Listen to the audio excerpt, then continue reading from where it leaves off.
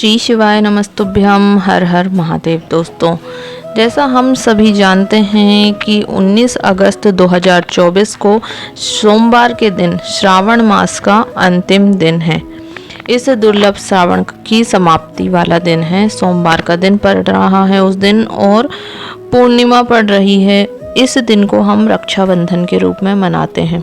तो 19 अगस्त 2024 को ही पूर्णिमा मनाई जाएगी, क्योंकि उस दिन सुबह से ही पूर्णिमा तिथि पड़ने वाली है। तो उदय तिथि के अनुसार उस दिन पूर्णिमा तिथि रहेगी, और व्रत रहने वाले उसी दिन पूर्णिमा का व्रत रखेंगे।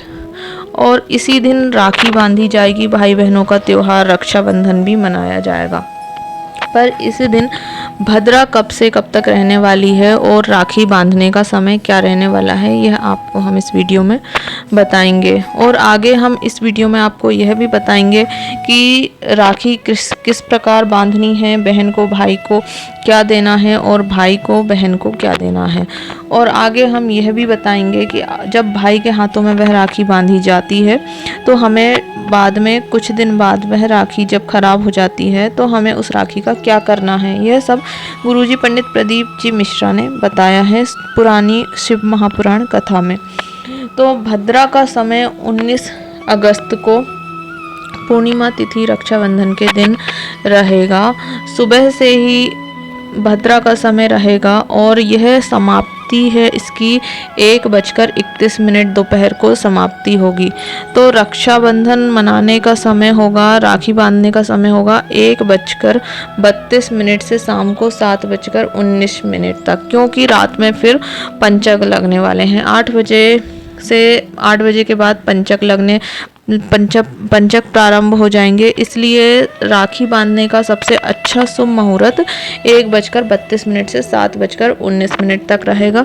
इसलिए हमें इसी समय में राखी बांधनी है अपने अपने भाइयों को। जब बहन भाई को राखी बांधती है तो उसे एक श्रीफल अपने भाई को हाथ में देना है और फिर हमें राखी बांधनी है। तो जब वह श्रीफल भाई के हाथ में देगी तो वह श्रीफल पानी से भरा होना चाहिए। सूखा वाला नारियल हमें नहीं देना है, पानी से भरा हुआ नारियल हमें अपने भाई को देना है। इस प्रकार से यदि बहन भाई को नारियल देती है तो भाई का घर भी हमेशा अन्न धन से भरा रहता है और बहन का घर भी हमेशा अन्न धन से भरा रहता है। और वह जो नारियल होता है उसी के साथ में कुछ दक्षिणा रखकर हमें अपनी बहन को देनी चाहिए। कुछ पैसे हमें अपनी बहन को देना चाहिए, या फिर जो भी आप देने वाले हैं आप वह तो दीजिए, लेकिन उसके साथ कुछ भी थोड़े बहुत पैसे हमें अपनी बहन को अवश्य देने चाहिए। भले आप 10 रुपये भी दे रहे हो तो अपनी बहन को कुछ दक्षिणा दें। तो बहन अपने जब घर जाती है तो वह नारियल को वहीं छोड़कर चली जाती है, नारियल को वह नहीं लेकर जाती है। तो इस प्रकार से गुरुजी ने कहा है यदि हम इस प्रकार करते हैं तो वह भाई बहन दोनों के जीवन में खुशियां लाता है। उनका जीवन, उनका घर परिवार हमेशा भरा पूरा रहता है। तो रक्षाबंधन पर यह अवश्य करें। इसके बाद गुरुजी ने बताया है जब हम बहुत दिनों तक तो हमें राखी को बांध कर रखना है, 4 महीने 6 महीने महीने भर जितने भी दिन आप बांध सकते हैं वह राखी हमें बांध कर रखना है। क्योंकि गुरुजी ने कहा है कि रक्षाबंधन पे जो बहन अपने भाई को राखी बांधती है वह काल को हरने वाली होती है। इसलिए या तो आप उसको हमेशा बांध के रखें अगले रक्षाबंधन तक, और यदि बीच में राखी टूट जाती है, खराब हो जाती है, आपको उसको निकालना ही पड़ता है।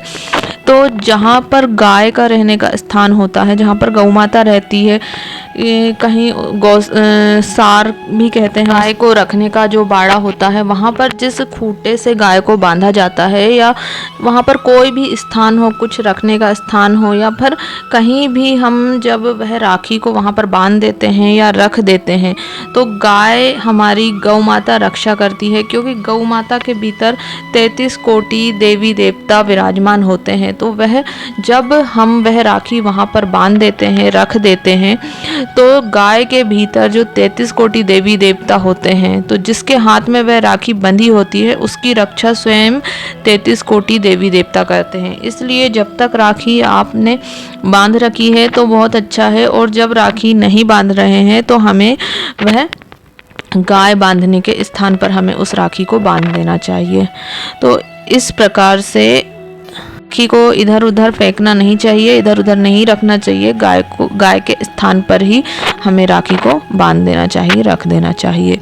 जानकारी आपको कैसी लगी? जानकारी आपको उपयोगी लगी हो तो वीडियो को लाइक करें, शेयर करें। श्री शिवाय नमस्तुभ्यम। हर हर महादेव।